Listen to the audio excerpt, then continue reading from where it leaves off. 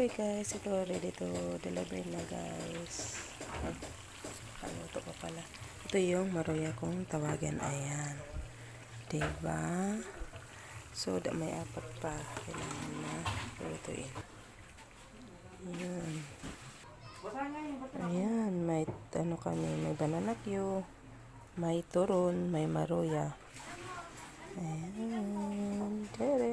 Ready to deliver na to guys. Thank you for watching. Nabenta na yung 10 na piraso. Hindi pa tapos? Maroya ang turon, pero nasobrahan sa ano kaya ganyan. Nasobrahan sa asukal. Pero ubos yan lahat guys.